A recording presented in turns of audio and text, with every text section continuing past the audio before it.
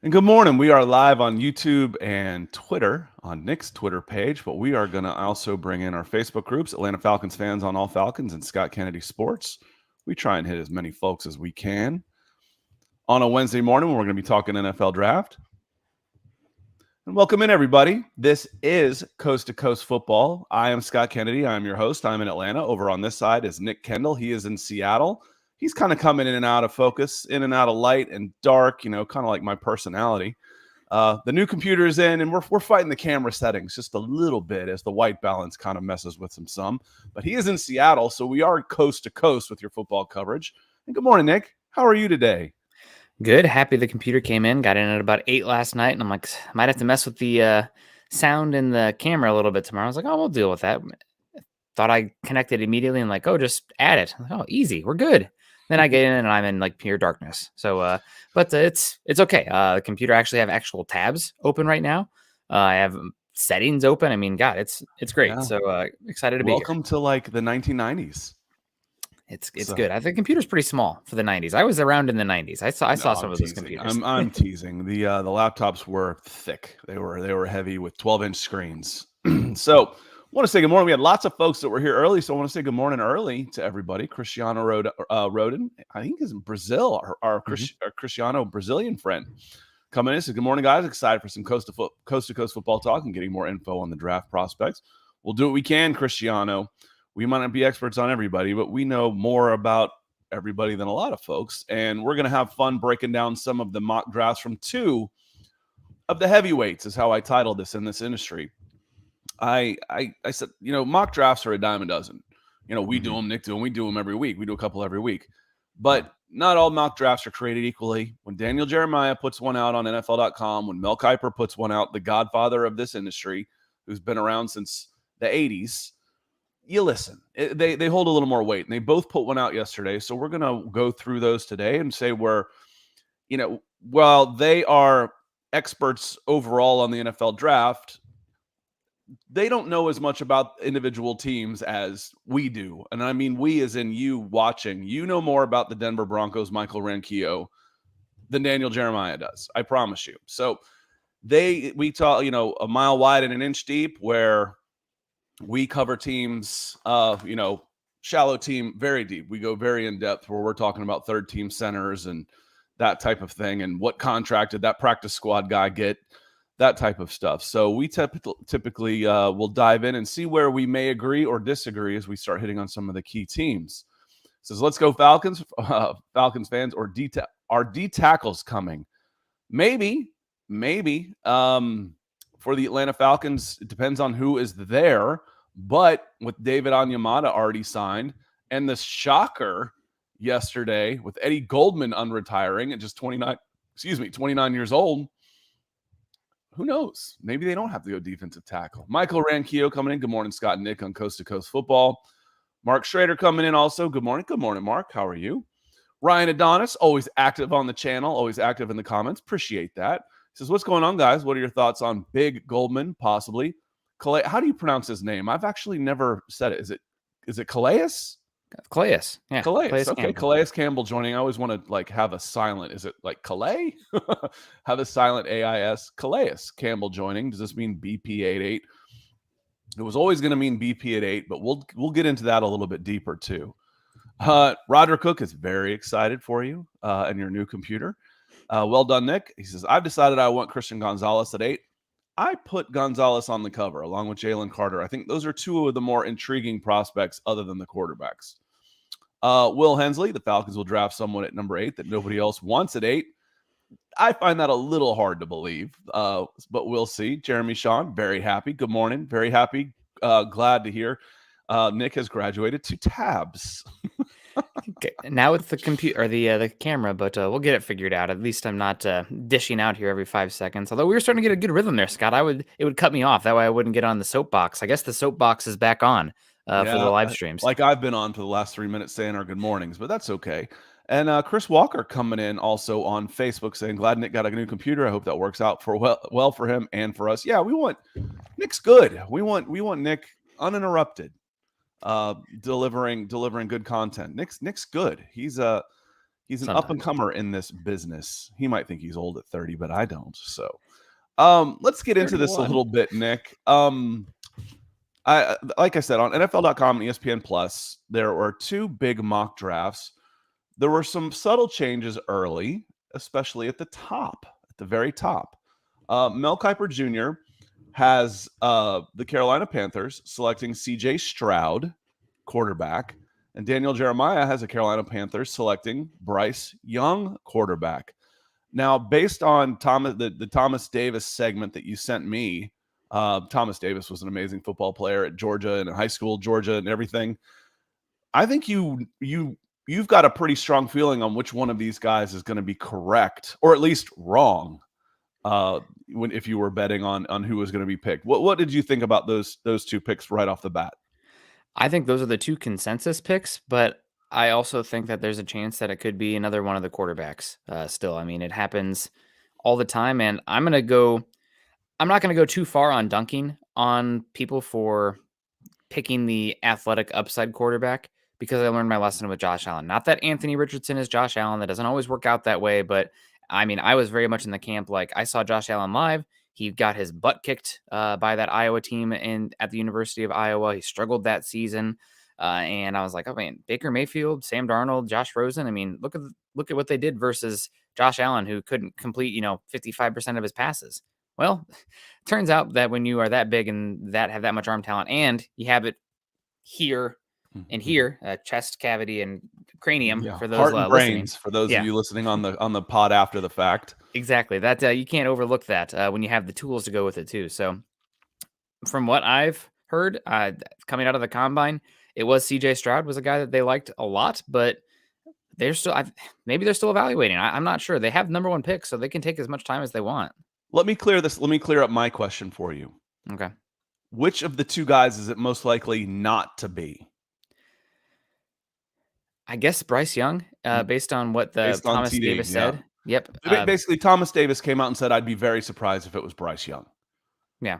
And you sent that to me. So, Thomas Davis is a Panthers legend. Had been there for a long, long time, has some insight there. Even with the new coaching staff, there's still going to be some chatter around. And there's not a whole lot of, I mean, back in the day, they used to negotiate contracts for the number 1 overall before the draft. The guy was signed. Before the draft, the guy had signed his contract before the draft. There's not a whole lot of motivation for the Panthers to be playing coy on this one. You've got a draft slot. You don't have to worry about what you're going to pay this guy. So I don't say, well, I'll draft this guy if you don't agree with this contract. That's done. You've already moved up. You're not trading down. So, it's your pick. The money's already there. They don't have a whole lot of reason to play possum on this one to try and put out a bunch of games. That's all done. So if Thomas Davis is getting wind that it's probably not going to be Bryce Young, I tend to believe him on that one, Nick. I do, just because of all the factors I just mentioned. And I'm really curious to hear after the fact, and as we approach the draft, the power dynamics in that Carolina front office. I mean, Frank Reich brought in a hell of a staff. I'm really excited to see what that Panthers team can do this season. Sorry, Atlanta fans, that Panthers team looks pretty good on paper, besides the quarterback position currently. But they traded up to 1, so they're going to get their choice of the litter. And is it going to be the general manager? Is it going to be the head coach getting the call? Or is it going to be the owner, who is very involved and was the richest owner until the Broncos ownership group took over? So David Tepper. So we'll see what happens with the Panthers there at the 1st overall pick. I think it still could be the only quarterback I think that's not, and this is the kiss of death. As soon as I say this, it's going to end up being this. But 9 minutes on 322. Who's it not going to be, Nick, at number 1 there's overall? Just absolutely no buzz about Will Levis. I know. There right I agree. now.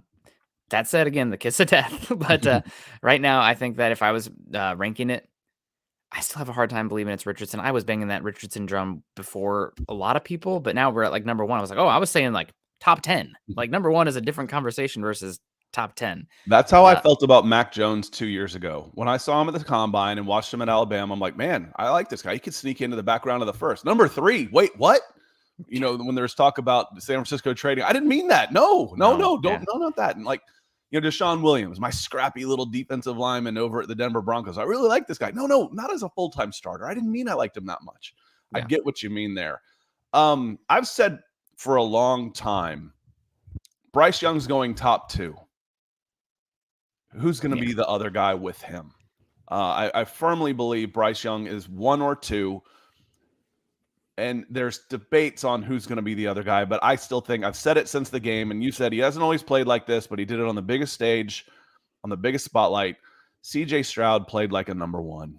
He did to me. He played like a number 1, and we know he's got the tools. He's got the numbers at Ohio State. He played within himself, played within the system, and when he was faced with the biggest game against the best team that he was going to face, he shined.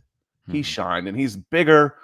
I just think that I would probably take CJ Stroud number 1, and I think the Panthers may end up doing that as well. Yeah, it's certainly possible. We'll see how it plays out. There'll be more information. I mean, it was the last time. When was the last time a team traded up to number 1 to get the pick? Was it the Baker Mayfield? No, they kept their pick. I don't remember. It's probably been a little bit. It's probably been a while. I don't remember. I quit following the draft that closely for several years while I was neck deep in college football, doing college football recruiting. So past 3 drafts is when I've been really into it. So I've got like a 5-year gap before that.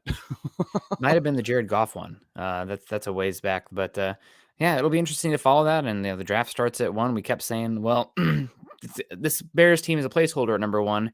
Now we're just kind of rotating the quarterbacks here, and maybe at some point when we run a mock draft, we will have to get into it and maybe switch some of these quarterbacks around. Cristiano saying Baker number 1 2018. You're right, but I don't think the Browns traded up to that pick. Yeah, I don't think so either. Nick, you are frozen up. I know this is bad news for you real quick, but we'll get all the bugs worked out. You got the right machinery now. We just got to tweak the software settings a little bit. I'm going to remove you. You still sound good, but I'm going to remove you while I start answering some of the questions in the chat. So sorry about that, guys. You get more of me, but I did adjust the settings so it doesn't like come right up in your face when you're doing this. So let me answer some of the questions here. Let me see. We already talked to Will Hensley, Big Al, defensive tackles coming. Roderick Gonzalez, Victor has come in. Victor says, morning, guys, with the curious addition of Goldman. Eddie Goldman announced it was announced, I don't think he announced, that the Falcons were moving him off the retirement list and is now part of the roster, and possibly Calais Campbell too. Do you think that Carter at number 8 available is off the table? Have a great show. Thank you, sir. I don't think if Carter's off the table at 8, it's because the Falcons don't want to take Carter at 8. I don't think that the moves have really anything to do with it. There's no guarantee to me that Eddie Goldman is going to remain an Atlanta Falcon on September 1st. It could be a procedural move where he's like, hey, you need to activate me and then cut me, or activate me and then trade me. I want to play again. If he can come in and provide depth on the defensive line, especially, 325 pounds of big body, that would be great for the Atlanta Falcons. But you're not going to have Eddie Goldman and a end of the career Calais Campbell have you pass up on a talent like Jalen Carter. If Jalen Carter happens to fall to 8 and the Falcons pass on him, it's because they don't want him for one reason or another, off the field, whatever. It's because they don't want him. You wouldn't pass on those guys wouldn't cause you to pass on a player at a position if you think he is the best player available. Dave Glassman coming in. He says, my new favorite show. Well, thank you, Dave. Certainly appreciate it. Kevin asks, he's coming in over on Facebook. He says, do you see any of the quarterbacks dropping to 8 and the Falcons trading back? Maybe. I don't think Bryce Young and CJ Stroud, I don't think there's a chance in heck that they drop to 8. Will Levis possibly, Anthony Richardson possibly. Could he Nick playing with his white balance as he gets back in? Stop playing with your white balance. I don't think they will, though. I think let me see on Mel's mock here with on Daniel Jeremiah's, he's got Anthony Richardson, Will Anderson, CJ Stroud, Bryce Young, and he's got Will Levis going to he falls. Did I pass him? Gonna have to do a control F on this. And you heard that. I'm not sure where he went. But Will Levis was for whose mock? Bryce Young. Will Levis was 3 to the Colts. Yeah. And then why can't I find Will Levis? Bryce Young, Stroud, Anderson, Richardson, Carter, Weatherspoon, Wilson. Now I'm like, spoiler alert. Levis 19. 19. That would be a little surprising. That would be surprising. Yeah, I didn't think I missed him, but I thought I scrolled right over him. So there's one of the bigger surprises. We'll just get right into that. What's one of the bigger surprises in this draft? In Daniel Jeremiah's NFL.com mock draft, he's got Will Levis going to the Buccaneers at 19. If Levis starts to slide, I believe a team like Tampa Bay will trade up to get him. In this scenario, he falls right into the Bucs' lap. Levis would compete with Baker Mayfield and Kyle Trask. Contrast that one with the number 3 overall to the Colts that Levis in Kiper's draft, and that might be the biggest discrepancy of them all, Nick.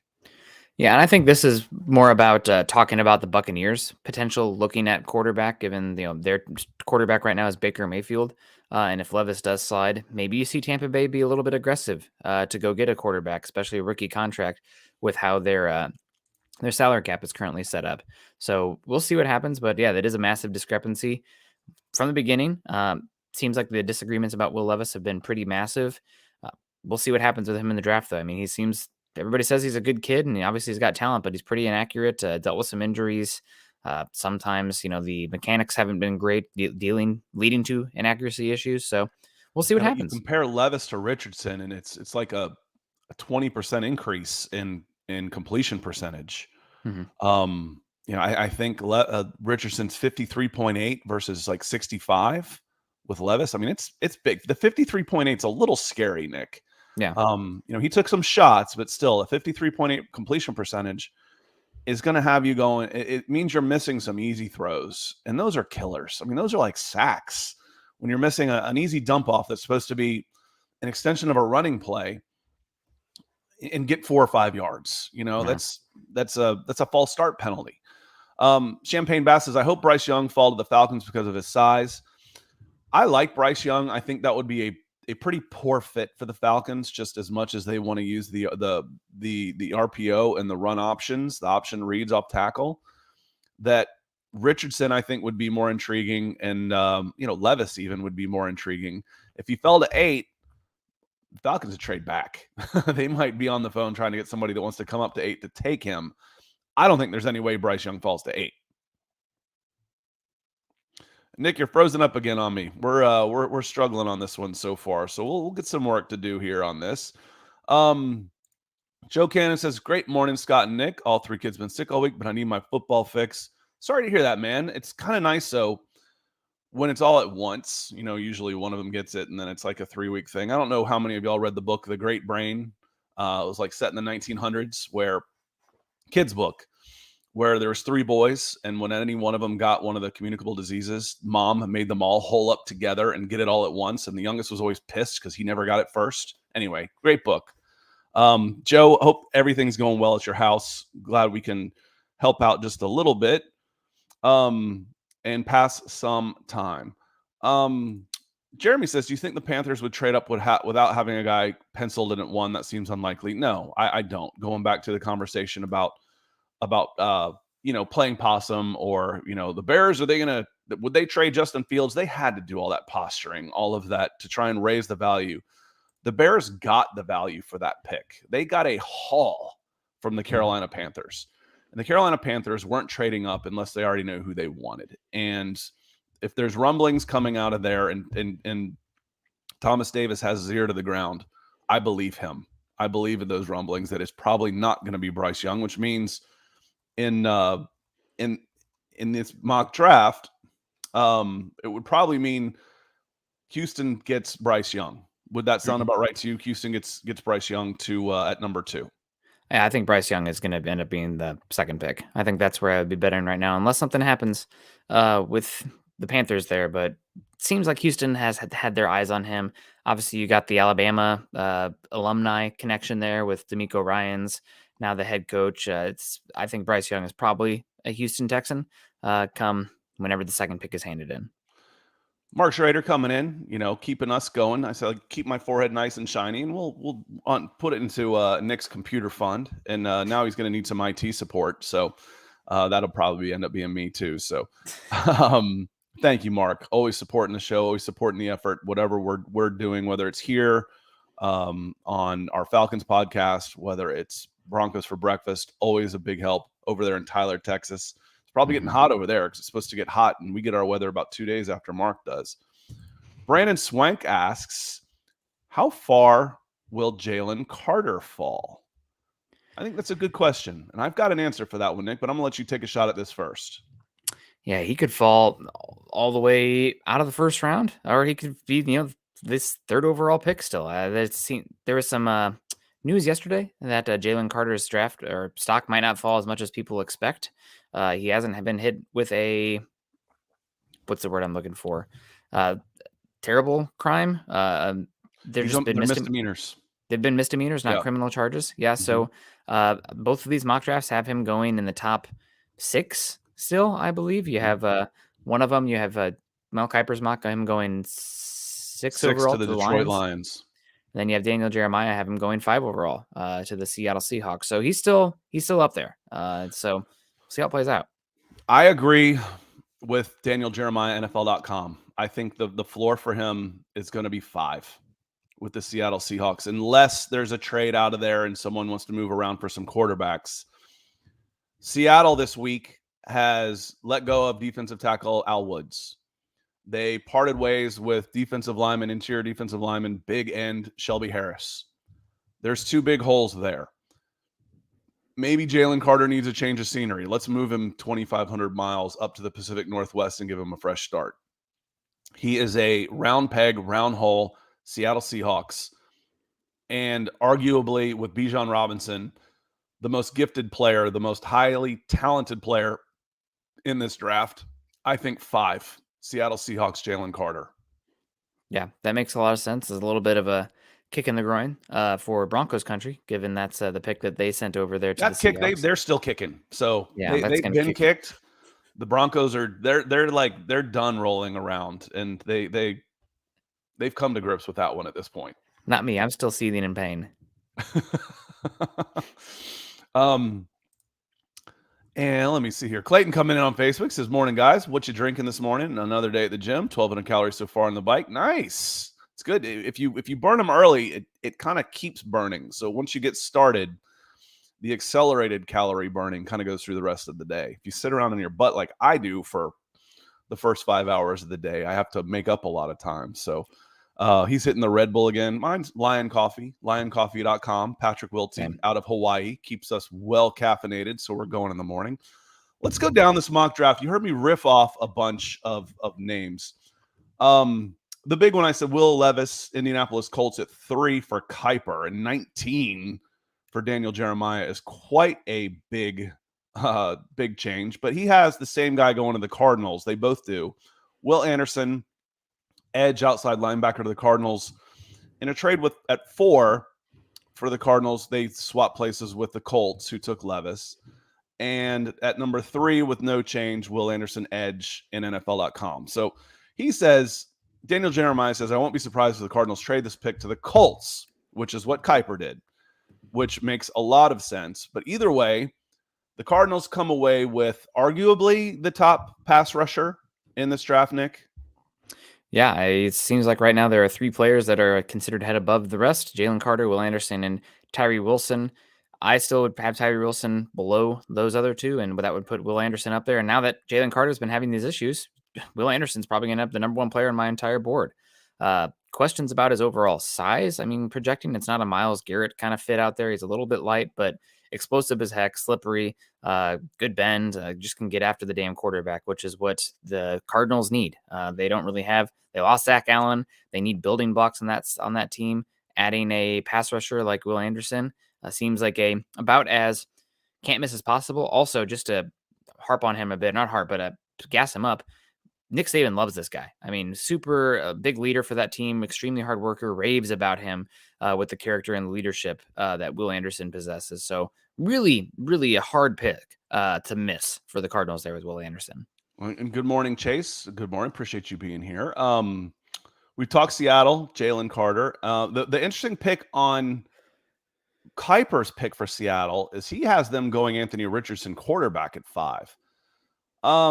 We've talked about this, Nick. I just don't see that happening. And the reason why is because yes, you just spend a ton of money on Geno Smith. That's okay. Geno Smith is in his 30s and is on basically a 3-year deal, and Anthony Richardson's a project. For me, it's more about Pete Carroll's age, and he still has a lot of pull there. Now, you've heard me say all the time, but Scott, you say general managers draft for the decade, not for the next 3 years. This is a little different. Pete Carroll has a lot of sway up there. They're going to make one more run at this thing, to try and you don't give Geno Smith $40 million and think, okay, we need to take a quarterback to rebuild. No, you get a bridge quarterback if you're going to do that, not a $40 million quarterback. For me, the Seattle Seahawks are going to go the most impactful player they can get for this team so they can make a run as Pete closes out his career. That's not Anthony Richardson. That's Jalen Carter, Nick. Yeah, I agree with you. We'll see what Pete is about there, or is if he's making the call? Maybe it's John Schneider out there making that call as the GM. So it will be interesting. I think they have to consider quarterback, but again, I'm very much a long-term thinker when it comes to the NFL draft. If I was in charge of a team, I'd be trading current picks for future picks at a surplus value, right? I'd trade a 3 every year for a future 2. I don't need that 3. I'd rather have the future 2 and just continue to do that. But right now, I think the Seahawks probably go on the best defensive player available, whether it be Carter, Anderson, Tyree Wilson, somebody for that defensive front. They just got rid of Al Woods. They signed Draymond Jones. Their edge rushers last season struggled stopping the run in Boye Mafe and Uchenna Nwosu. They could use some more. I mean, those are good pass rushers, don't get me wrong, but they could use some more talent, specifically size at the edge spot. So I think any of those guys Kiper acknowledges his first sentence on his number 5 pick. The finer details of Geno Smith's new contract show it's really only a 1-year commitment. Look at where the dead money is. They paid a lot of that up front, where he's getting more money this year than he's gotten in his entire 10-year career combined. Seattle absolutely could take a quarterback here. Mm-hmm. They could. I just think that if you're going to go after it with 1 year, if you're going to spend $40 million, plus on Geno Smith in 1 year, you're going for the thing. Yeah. You're not. If that's what you want to do, if you really were just a 1-year commitment and we're going to move for our next guy, if that's what you're going to do, go get Taylor Heineke. Give him starter money at $14 million. So we will see. Maybe they can trade Geno for big capital, considering the flexibility with that. If they bring in a quarterback here and they like him, I mean, somebody might trade a. Not going to happen. There's no way. We'll call my shot. 27 minutes, 3:22. There's no way the Seahawks are trading Geno Smith. No way. A year from now, if they draft a quarterback? No, this year. I meant if they take a quarterback here, then Geno plays for a year because Richardson needs time. They could move on. That's the point, though, is they front loaded this contract so much that to me, it's like we're going for this thing. And you're not going for it this year with Anthony Richardson. That doesn't make sense to me. There's a lot of mixed signals there. So we'll see. What's coming through loud and clear, though, is Gyla Maples coming in with a super sticker. Thank you, my friend. Coming in yellow with $20. And just a reminder to all y'all, YouTube super chats and Facebook stars are the best way to support the show and keep us going, keeping my forehead nice and shiny and keeping that hamster wheel and Nick's computer going. So appreciate you doing that for sure. And Gyla says, morning Broncos country. I'm in Denver this week visiting, ready to learn more about the draft from you guys. Well, thank you. We'll do what we can. So thank you to Mark and Gyla. Let me see here. Let me switch back over to Daniel Jeremias because he's got the Detroit Lions then taking Devin Witherspoon at 6, where Devin Witherspoon falls to 8 with the Atlanta Falcons. So consensus top 10 pick between the big two here. And I think the question there would be, who is the top corner going to be? Is it going to be Christian Gonzalez or is it going to be Devin Witherspoon? And I don't think there's going to be a consensus there, Nick, obviously. I don't think there'll be a consensus either. I think most people are going to have Christian Gonzalez, honestly, with the size, the versatility, the ability to play inside, outside, press coverage, off coverage, ball skills. I mean, not that Devon Witherspoon isn't good, but at his size, weighing in less than 191, 192 pounds, I think that Gonzalez is a more universal cornerback prospect. And as much as we say, you want to look at the individual prospects, body types and precedence of the positions matter. And he looks like a number one cornerback in the draft compared to Witherspoon. So we'll see what happens with those two. I want to add also, seems to be a lot of smoke about Deontay Banks as well. So I think there is a slight possibility that Banks could jump to be the second cornerback here as well. I think they're close. I think I would rank them Gonzalez, Witherspoon, Banks, but Banks I think is on the heels, and all it takes is one team preferring a little bit of the size and the skills that Banks has over Witherspoon. Brandon Swank asks, what would be the shocking to pick to see if it happens? We've hit on this a little bit, but I want to make sure we call it out as a segment here with your question. Appreciate that. For me, if Will Levis falls to 19, that will be shocking. That's where Daniel Jeremiah has him, especially after Kiper has him at 3 to the Colts. That's a wide variance, top 5 to almost out of the first round. You know, if you're a quarterback and you're sliding to 19, 20, 21, second round becomes a possibility. I don't see that happening. Other one for me would be Seattle Seahawks taking a quarterback at 5. That would be a surprise to me. I think they would I think they'd want to go biggest impact player that they can get. If that's Jalen Carter, if that's Tyree Wilson, I think that's where they would try and go. So, or maybe, you know, there's been some smoke around Nick, Tyree Wilson going to the Cardinals, and then Will Anderson's available to the Seahawks. You want to talk about a kick in the nards? How about that for your Denver Broncos? And then the Seattle Seahawks get one of those two guys, Will Anderson or Jalen Carter. That's how I see it happening. I'd be really surprised if the Seahawks went quarterback. Really surprised. Anything's on the table, for sure. Biggest surprise for me, shocking pick that could happen. This one's going to have Scott bite his lip here, but Bijan Robinson, 8 overall to the Falcons. I mean, he's such a talented player. There's been some chatter, Nick. Yeah. There's been some chatter. He's an extremely talented player. He can do everything, and running back position for the Falcons might be, it's not valuable because you're still getting production out of the running back, but like how much are you going to amplify your running game and your offense by plugging in a first round pick versus a 5th round pick there, especially probably the best running back prospect since Saquon Barkley. I wouldn't advocate for it. I say if you trade down to like pick 20, then we can start to have a conversation if he's there. And I'm not about taking running backs first round typically, but I think he's pretty darn good, no doubt. But there seems to be at least some connection. Probably, I think it's more media driven than anything, but Bijan Robinson would shock me in the top 10 to the Falcons. Make You Fumble coming in. He says, what's up? He is a Falcons fan coming in on YouTube. He says, if we sign Campbell, we being the Atlanta Falcons sign Calais Campbell, we won't sign Jalen Carter or draft Jalen Carter. I went through this just a little bit before you came in, so welcome in. Calais Campbell's 36 years old. Eddie Goldman was off of retirement. David Onyemata's in his 30s, and him and Grady Jarrett could use some help. And there's no guarantee of what's going to happen with Taquan Graham. I'm getting all these names mixed up in my head. Coming off of an injury. There isn't a name in there that's going to keep you from saying Jalen Carter. The only name that I've said out of those 5 or 6 guys that will keep the Falcons from taking Jalen Carter is Jalen Carter. That's the only one. You're not gonna pass on Jalen Carter because Calais Campbell and he's 36 years old. No way.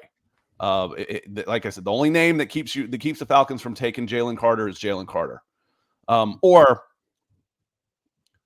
whoever takes him, the Seattle Seahawks. But in that case, Jalen Carter is not available. Let's hit on the Raiders real quick. The Raiders with Mel Kiper, it's Christian Gonzalez. Again, there's some talk there. We hit on that a little bit. And then Tyree Wilson, again. I think if you're the Raiders, this makes too much sense. I mean, how many times have we had the Raiders when they make a pick and you're like, what? Either one of these guys makes sense for the Raiders, so therefore it can't happen, can it? They're going to do something wild like draft Tanner McCaffrey or McAfee or whatever his name is, that from Stanford. It's just something crazy, right? They took Mac Jones, right? The Patriots with Josh McDaniels. They traded away Jay Cutler for Kyle Orton in the Denver days. They're getting rid of Derek Carr for Jimmy Garoppolo. Hey, you know what? Let's get Tanner McKee or whatever names that escape me right now from Stanford. A shocking pick for the Raiders there. But yeah, I think Raiders are in a good spot with the draft pick here. Christian Gonzalez makes a heck of a lot of sense. So does Tyree Wilson. I wouldn't be shocked also if they ended up taking a offensive tackle here. I think when we've mocked them, we've had Peter Skronsky being like, listen, this offensive line has been terrible. You have Colton Miller as a piece, but you need to get another one out there. Let's get Skronsky. Paris Johnson Jr., an option there. I think offensive line, cornerback, edge rusher. There's good enough prospects here that they can go any which way, and it would make a lot of sense. Okay, let's hit the Falcons at 8. Joe Cannon comes in with a question. He says, if Tyree Wilson slips to the Falcons at 8, could he be the pick? The 2 picks at 8 for Kiper and Jeremiah were both corners, which we've been advocating for since last year, that those would be good picks. You know, we were all about Sauce Gardner, and was it, who was the other one? Was it, I don't even want to say Stingley. What was Stingley? Yeah, Stingley. Sauce would have been the pick. Yeah. You know, having they're super expensive. Corners are hard to find, and if you can get one opposite AJ Terrell, you do it. But still, for me, pass rusher would be the play. If I've got a corner and an edge, if I've got those two equal on my board, I'm going edge. Yeah. I'm going Tyree Wilson if they're equal. If they're not, then you go with who you think is the better pick. So yes, if Tyree Wilson slips to the Falcons at 8, could he be the pick? Yes, he could. Now, Nick, I was thinking about this a little bit. The Falcons have made a ton of noise in free agency, a ton. Yeah. They've gone inside, outside, backfield, offense, special teams. There's one position that does not have a starter penciled in right now on that offense. Do you know what it is? Left guard. Left guard. What have we heard about offensive guard other than Chris Lindstrom for the Atlanta Falcons? Nothing. Zero.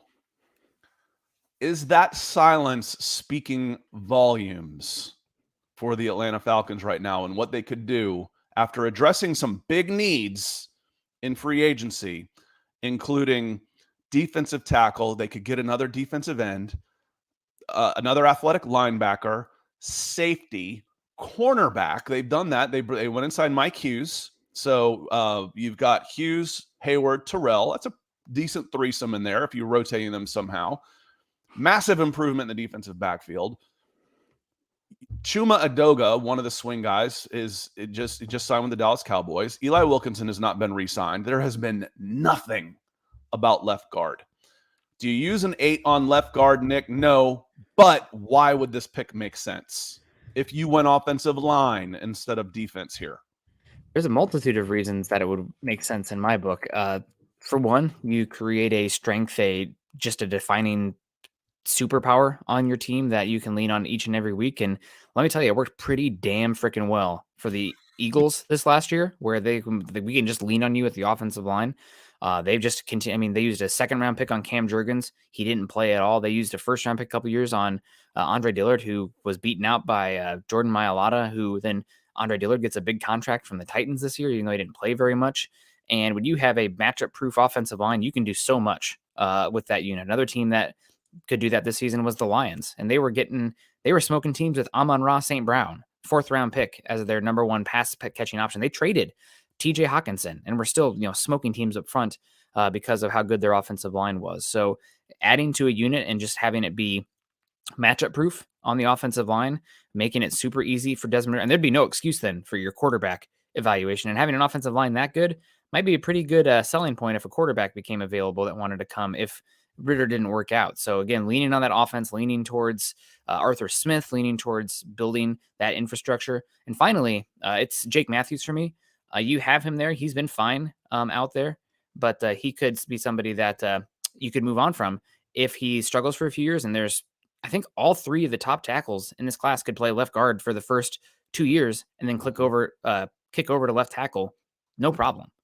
There it is. That's the big one, Nick, is you're not necessarily drafting a left guard. You're getting a future offensive tackle who can be a plus left guard for now. And the identity of this team, and CJ Elms is coming on Facebook. Good morning, CJ. Says Gonzalez over Wilson, but Wilson over Witherspoon.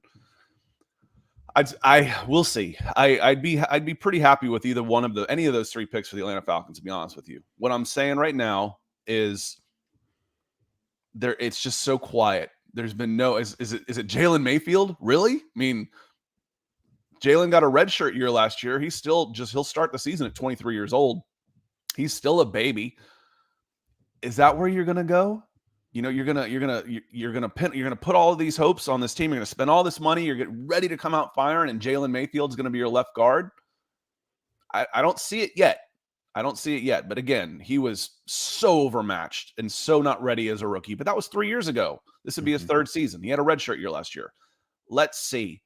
But all of this noise that the Falcons have made in free agency and not a peep at guard. Not a peep. That's interesting to me going into this. CJ, appreciate you coming in. Kevin Mapp says, good morning, guys. Good morning, Kevin. Welcome in. And Aki Dragon says, you can never go wrong building in the trenches. Yeah, as long as you hit, if you hit on those guys. The problem is if you miss, you get basically nothing because linemen aren't really good special teams players. You end up with very little contribution. So, and Ryan Adonis, we're on the same page. We're on the same page here. He says, what if Jalen Mayfield has turned into a beast in the offseason like McGarry change? Yeah, that's something to think about. I certainly wasn't expecting the quantum leap that McGarry made from year 3 to year 4. Total surprise. Taquan Graham from year 1 to year 2. Completely surprised. That's good coaching. That's good development. That's good scouting. Mayfield, we'll see. What I'm saying is I won't be completely surprised if the Falcons go offensive line at 8. I won't be. And I won't be upset about it. I won't be because they have addressed a lot of the defense in free agency. I won't be. Not as much as I was the last 2 years taking pass catchers when you have no offensive line and questions at quarterback. And that's something we've talked about on here too, Scott. The offensive line, the defense, you have the ability to – defense is very volatile year to year, given injuries and just how much depth matters. But you can rebuild a defense through free agency with mid-contracts in a single offseason. I mean, we see it all the time. The Bengals 2 years ago had, I think, a bottom 5 defense in EPA and DVOA, and then 1 year later, they're top 12 because they spent money on that side of the ball and got enough depth and quality players that they were able to get it done on that side. But it's really hard to build, and we're going to see if the Broncos can do it, but build an offense and an offensive line through free agency. And Brandon says, if I was a Falcons coach, I would build on the defense. And they have. Happen very often. Absolutely. So we'll see what happens. You've got, again, I could list probably 7 new guys that they've brought in, which actually brings me to keep an eye on allfalcons.com because they came up, I think Dan Hansis came up with a new power rankings post free agency. And I've got some problems with what he did with the Atlanta Falcons. And I'll get into it in writing this week. So keep an eye out for that. CJ Helm says right now it's Matt Hennessy at left guard, but I would be cool picking with an offensive lineman at 8 that can play left guard. Hennessy lost the center job. He was a backup center and played left guard out of an emergency after Wilkinson, who Chris Walker asked, are we re-signing Eli Wilkinson? I would. Absolutely. But they haven't. He should be pretty cheap. He was on a 1-1 contract last year. You could send 3 to him and triple his money. Kevin says Mayfield's injury was a back issue, scary and unpredictable, especially for an offensive lineman. Yeah, it is. It cost him. What was interesting for me, Kevin, though, is he played in that last preseason game. Kind of like Deion Jones. Deion Jones comes out and plays in the last preseason game, and then they send him to injured reserve. I'm like, he's gone. But Deion was on the last year of his contract, was super expensive. So that was a little different. But again, he played and then was sent to injured reserve, which makes me think, what are they going to do with this guy long term?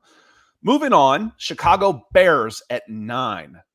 There was no question between Daniel Jeremiah and Mel Kiper on what the Bears are going to do, but it could have something to do with what the Falcons do at 8 based on what we just talked about, the possibility of an offensive lineman. Mel Kiper has the Bears going tackle, Paris Johnson Jr. from Ohio State at 9, Daniel Jeremiah with Peter Skoronski at 9, but offensive line all the way, consensus opinion for the Bears.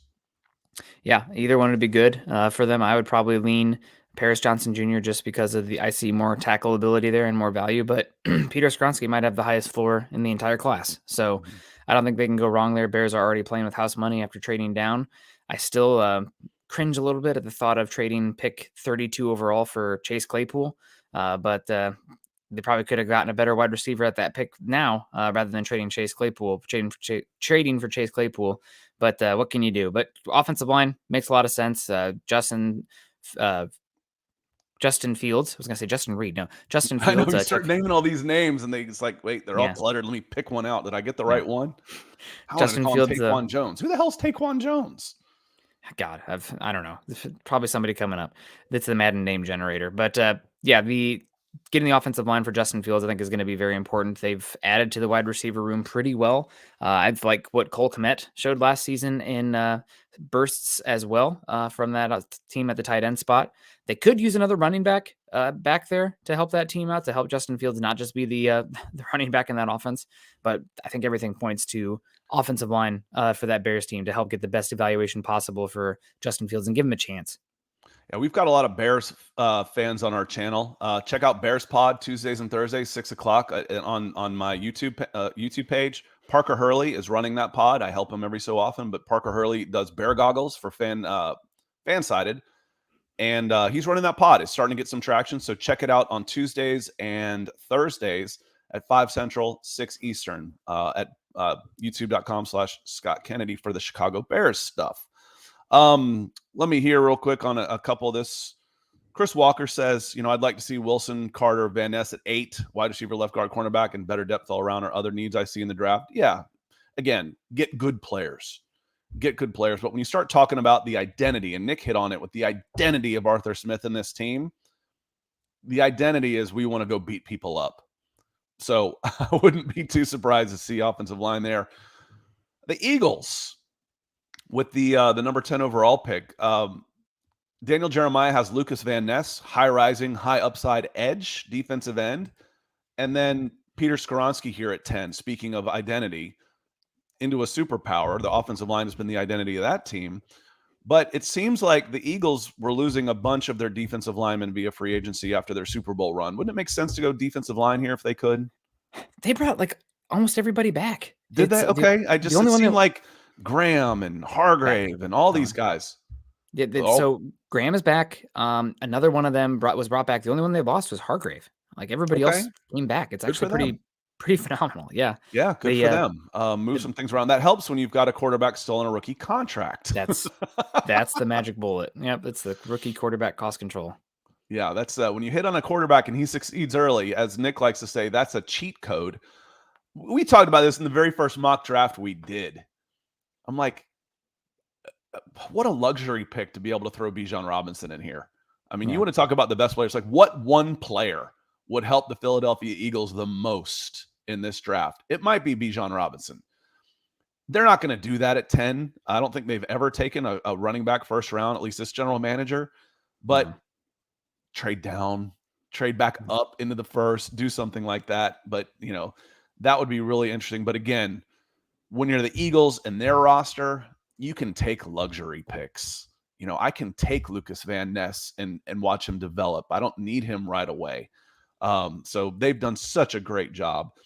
Tennessee Titans at 11 on Daniel Jeremiah. You see the first wide receiver go off the board with Jackson Smith and Jigba. And then at 11 with Mel Kiper, it's Tyree Wilson. He does fall to that spot. And then one of the interesting ones for the Texans, Nolan Smith, edge, and then Miles Murphy. So they agreed that they want to go defensive line here. But has Nolan Smith increased his stock enough to be in the top 12? He's such a weird player, man. He's so small for that edge rushing spot, but he doesn't play small. I mean, he's got some good reps setting the edge. When I look at his mock draftable, it looks like I used to just kind of mess around with that website and like, okay, what would happen if I took a freak running back and then put his body profile in edge rusher? Like 0 percentile on all the size and the length, and then 99th all across the board. That's what it looks like. I mean, he's TCU did that. TCU did that for years in the aughts. They basically everybody they recruited was a running back. Mm-hmm. They just recruit running backs, and then they turn them into edges. They turn them into linebackers. Just speed and compactness. That's what they did, and it brought them out of obscurity. It brought TCU out of obscurity. Shout out to Gary Patterson, but 335 out there in TCU. But yeah, no, he's an interesting player. I would love the thing I love about him going to the Texans is that D'Amico Ryans gets his hands on him. And I think that D'Amico could really utilize him in a interesting role. He might actually shift to a off-ball spot and then, rotate down on sub packages to edge. But with how, You mean what's the inside word? and Like, outside? yeah, inside, outside. But how the word is, I want to say it's not amphibious, but like how like shapeless defensive fronts are becoming these days, where you're having guys move around constantly, having There's stuff, and it's amoebas that do that. it's amoebas. I don't know. No, it's Somebody in the still not chat the right one. Help us smarter. out here. But yeah, a lot of times it's better in theory than in practice. You see these guys, oh, he can play all these spots, and then they turn out to be Isaiah Simmons, and they're not good at any one spot. But we'll see what happens with Nolan Smith. Just you're taking a chance on the athlete there, and the tape is pretty darn good. I mean, I think you heard, if you go back, a couple of months, talking about when the Broncos had that whatever, the pick from this, I guess it was this. Which pick did they get? They traded for Miami Dolphins, whose the pick was the 49ers. Okay. We traded that pick then to the Saints. Goodness gracious. Hot potato with those picks. Amorphous. Roger Cook Thank coming in you. saying amorphous. That's what I'm looking for. That's Thank the word. you. You can always count on the chat. That's why we do these things live. Thank you. Not only it's more fun for us, but you help us out. You help us out in the chat as well. And besides, I like to know what you want to talk about too. I can sit up here and monologue, but what do you want to talk about? Q&As are the easiest thing in the world to do for me. Yeah, and you know what? I think we should just roll with it. We really want some amphibious fronts, in the water, coming out of there. But no, it's amorphous up there with that, But he tested like a freak. He has good tape at Georgia. When the Broncos had the 49ers pick out, he was somebody that I had circled for the Broncos potentially in that range. So he would be a really interesting pick for them there. I think it's a little early given how small he is. But the question for me now, I think he goes in that 18 to 32 range. But tested like a freak, I think somebody will take a shot on him. Silo 704 talking about the Falcons. He says, I think they should lock down the backfield by going corner at 8. All right. Think about this, Falcons fans. AJ Terrell, I think, will probably be 24 this year. He's young. I think he's in his 4th year. He's going to get paid. But Arthur Blank will pay his guys. This isn't the Deion Sanders era where you're just waiting for your best guys to leave. He'll take care of Chris Lindstrom. He'll take care of these guys. And investing in them when they're young is a good idea. I think he's 24. I'll even round up and say 25 that he plays this year. Richie Grant is 26. Jesse Bates is 26. Rookie corner. There's your 4 starters back there for the next 5 or 6 years. It makes sense to me, Silo. It does. And we've been on corner. We've been on corner for 2 years, Silo. Year before. So I've been really doing this this is my 3rd draft cycle that I've really been back into this with the Falcons and the NFL draft. And it was for me, it was trade down or Justin Fields at 4, maybe Penny Sewell, trade down, but that was the big one for me. Last year, we said corner. When those guys were gone, Sauce Gardner and Stingley were both gone when the Falcons picked. For me, the best player available was in the defensive backfield, and I was Kyle Hamilton, who ended up being PFF's number one ranked. So I'm all about locking up a position like that and getting some help for AJ Terrell and Grady Jarrett and all those things. And make you feel almost as Richie Grant can go. He improved a lot in his 2nd year, and he'll be counted on in his 3rd year, and it'll be a make or break year for him. I without a doubt. I think Jesse Bates, who is the same age but has been in the league for 5 years, can help him a lot, Nick. Yeah, Richie Grant came out. He was drafted at like 24, 25. So he'll be fine back there. Still on rookie contract. You don't want to just chase off rookie contract players if they are even, slightly below average. If they're terrible, he improved. Then, Richie improved for sure. Mm-hmm. Last 10 minutes or so of the show, we spent some time in the top 12. Now I just want to kind of scroll down and look at some things that are interesting to me. Washington Commanders at 16, Emmanuel Forbes, cornerback on Mel Kiper's.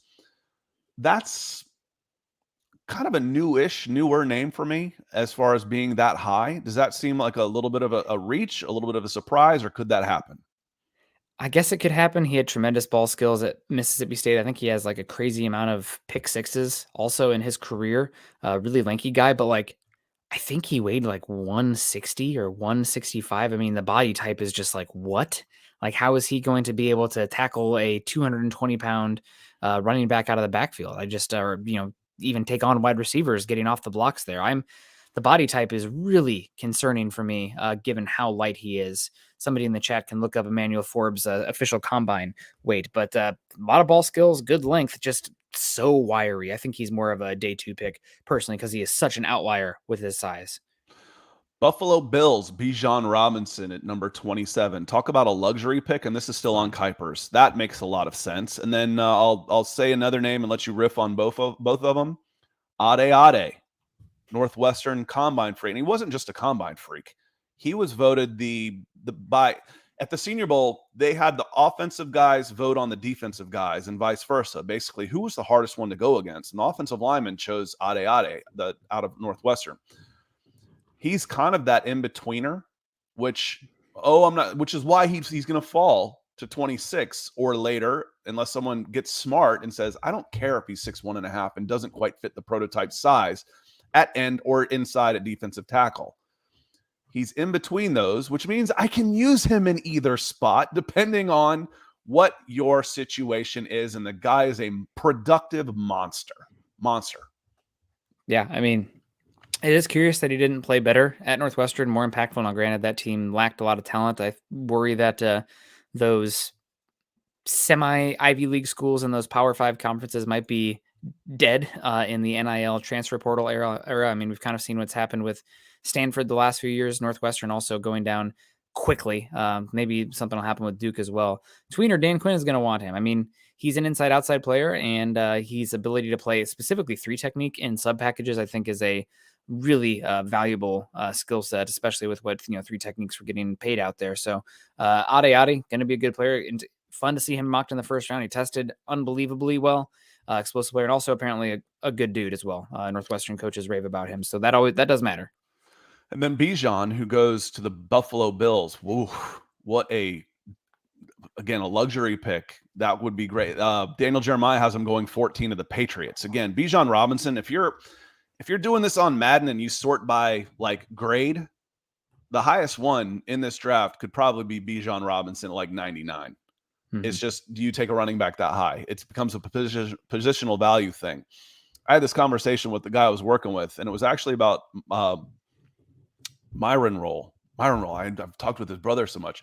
Myron Roll, who ended up being a brain surgeon, went to Florida State. He's like, I don't think he's the number one prospect, but I think he's the number one talent. It took me a second to kind of put that together. I'm like, okay, I get what you mean. Because he was a safety. We were projecting him at safety.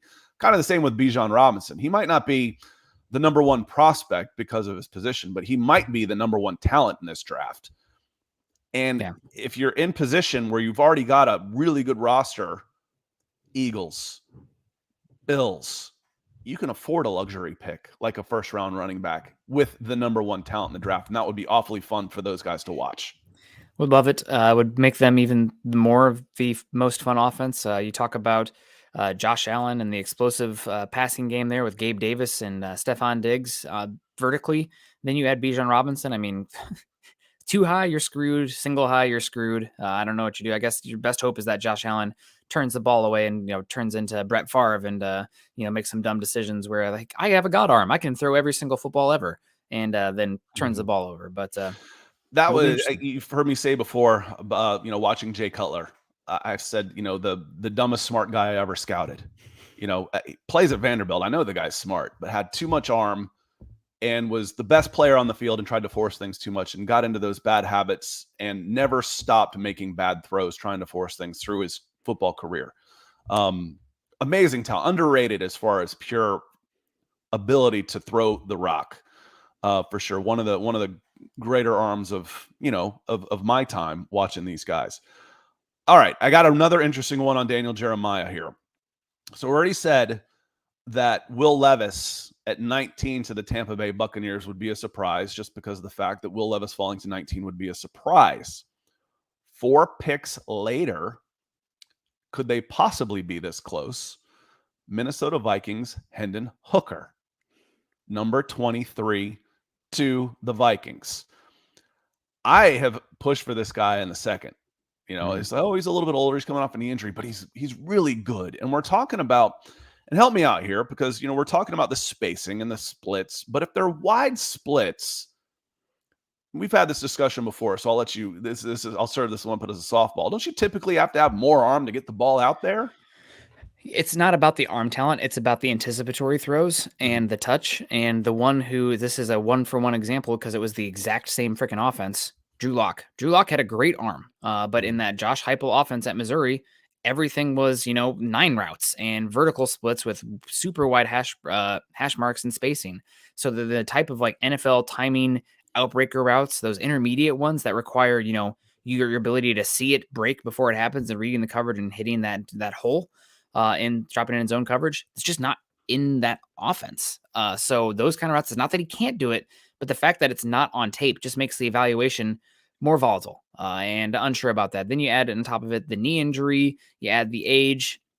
I do see the argument for back end of the first round to get that 5th year option, especially, we see what Daniel Jones goes for in the market. We see how much control and value you can have with that 5th year option with one of those last picks. If you love the dude, and apparently he's, again, another guy who gets high marks with character, work ethic, leadership, did a big job this year with turning around a Tennessee team that has been pretty relevant for the last 15 plus years ish. So he would be an interesting pick. I'm a little bit concerned about him, but I do like the tools. He's somebody that, if you go back in my tweets, 16 months ago, I'm like, hey, this 2022 quarterback class looks pretty trash. No, the Kenny Pickett, Desmond Ridder one. Sorry, guys, Falcons fans in here, but not a great quarterback draft class. I'm like, even next season, Relatively speaking. Relatively speaking, yeah. I mean, they went in the third. Kenny Pickett was late first, and there wasn't another quarterback taken to the third. That's a bad quarterback class on paper. Yeah. But I was even talking about, Hooker to arm talent, then the movement ability, also he protects the ball extremely well. Some of that might be the type of offense, but he's really not a turnover guy also. So will be really interesting. If you love the dude and you believe in the dude and you can see that he has the tools, then you take a swing on that. I would understand it. From where I sit, though, there's a little risk on him with some of those other factors that are just the tangible evidence surrounding his play. Real quick, and here, for me on Hooker, I would applaud a team that picked him in the back end of the first. I'm not worried about the age. Stetson Bennett's 422 years old. They're 25, they're 26. 26 to 36 is a quarterback's lifetime in the NFL. If you can get them in there and they're productive before that, that's gravy. Lamar Jackson's 26 years old. They're not that far apart in age. The off year in college football and the 6 years of eligibility changed some things for some guys, and it gave some guys some extra opportunities, like a Hendon Hooker, like a Stetson Bennett. Hendon Hooker can flat out play. That's what I'm interested in. And can I get 10 years out of this guy? Would I use a first round pick on him? Yes, I would. So if his medicals check out and you're happy with the way he throws the ball, all of the intangibles are there. I would applaud that pick, the Minnesota Vikings going Hendon Hooker at 23, if they're satisfied with all of the things I just mentioned. Yeah, definitely. And you know what I say? If you don't have your quarterback, then keep taking shots. And you pretty much, for the most part, again, this is not trying to disparage Falcons, but for the most part, you see guys looking for first round picks. That's the avenue. It's pretty rare to see non-first round picks hit. So yeah, relatively speaking. It's like, oh, well, half the picks are first rounders and the other half aren't. Well, there's 6 more rounds. That's a 6 to 1 odds. There's 6 times the players available. So that's a pretty good hit rate on first round picks. Joe comes in. If Keon White is available for the Atlanta Falcons in the second, big defensive end, Georgia Tech, could he be the pick if we go cornerback in the first? I actually like White a lot. Yes. If he's there in the second and they took him, I would applaud that pick as well. Keon White is a very physical player. There's not a ton of difference in my mind, Nick, between him and Lucas Van Ness right now, as far as the size and the speed and the physical tools. They're very similar. And Lucas Van Ness is being talked about going top 10. He's probably a little more production. When I watched Keon, he didn't know what the hell he was doing. At the Senior Bowl, I'm going to beat everybody's speed. He's 280 pounds. You teach that kid some leverage and how to play. You can't get him with the pass doctor anymore. Chuck Smith took a job with the Baltimore Ravens, but he is a 6'5", 280-pound ball of clay. Second round, abso-freaking-lutely. Yeah, when you watch White with his size, I guess my biggest question, he obviously doesn't know exactly what he's doing yet, but does he have the mentality to match the size. If sometimes you see that with some players where how they want to play or who they just are in their heart doesn't match what they are as a physical profile. So sometimes you have small players that are trying to run through guys and they get ragdolled. It's like, okay, well, you need to be more of a finesse player, be able to get around the outside. And with Keon White watching him, he wants to be a finesse player right now. Does he have the ability in him to become more of a power player, which with his body type and explosiveness, you think, what is it? Momentum equals mass times volume. Or mass times velocity. V. I knew it was V. Yeah. That you think he'd have some of that. But I use that all the time watching my 13-year-old slide across turf fields in baseball. He's got to start his slide about halfway. He's big. He's 5'10", 150 pounds and can fly on those slick turf fields. He's got to start his slide at about halfway to the base to not overshoot it and go into left field. So there's a lot of momentum there. Mass times velocity. Yeah, and more nerd talk here. You're talking about first-round quarterbacks earlier. I just wanted to use one of my favorite stats sayings, but numerator is only ever as good as its denominator. So you got to know what the overall sample size is before you really. There'd be no math. Yeah, no, there's math. Physics.